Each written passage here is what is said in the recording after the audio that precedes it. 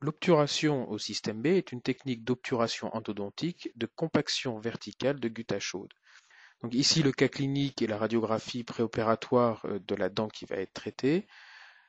La mise en forme étant terminée, les cônes de gutta sont adaptés de façon tout à fait conventionnelle, de façon à ce qu'ils s'arrêtent à la longueur de travail moins 0,5 mm. L'adaptation apicale est particulièrement importante et elle est vérifiée par la résistance au retrait appelée le tuckback. Les cônes sont mis en place, une radiographie péropératoire permet de confirmer la bonne adaptation et la longueur de travail. Le fouloir est à son tour sélectionné et adapté au canal. La taille medium fine est un minimum pour cette technique d'obturation. Il doit descendre à la longueur de travail moins 4 ou 5 mm et un stop en silicone permet de matérialiser la descente du fouloir dans le canal préparé. Les canaux sont séchés à l'aide de cônes de papier stériles de façon tout à fait conventionnelle. Puis, ils vont être enduits de ciment de la même façon que pour la technique de compaction verticale à chaud classique. Le ciment doit être un tout petit peu plus fluide que les recommandations du fabricant, ici du Pulp Canal Sealer de chez Kerr, et le ciment est déposé dans le canal en beurrant les parois avec le cône de gutta lui-même.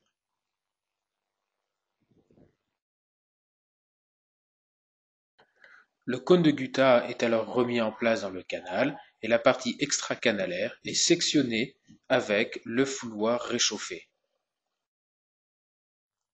La phase de descente peut alors être entreprise en réchauffant, poussant, et ceci 3 fois de suite, jusqu'à ce que le fouloir descende à la longueur de travail moins 4 ou 5 mm et la pression va être maintenue pendant 10 secondes. Le fouloir est retiré et la gutta, ici visible sur les parois du canal, est tassée dans le fond avec un fouloir manuel.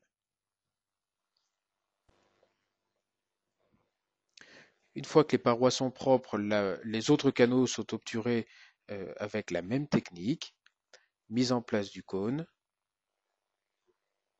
section à l'entrée du canal avec le fouloir réchauffé, puis compaction, descente en 3 temps. Sur ce simulateur en plastique, on observe ici la, la fusée de gutta et de ciment dans tous les espaces canalaires, même les plus inaccessibles, grâce à cette alternance réchauffage-compaction du matériau d'obturation.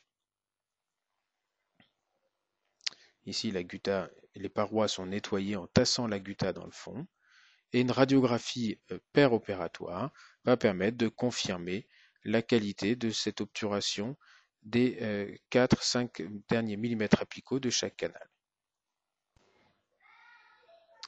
La dernière étape de l'obturation, qui consiste à obturer les 2/3 coronaires du canal, est ici décrite avec un pistolet à gutta.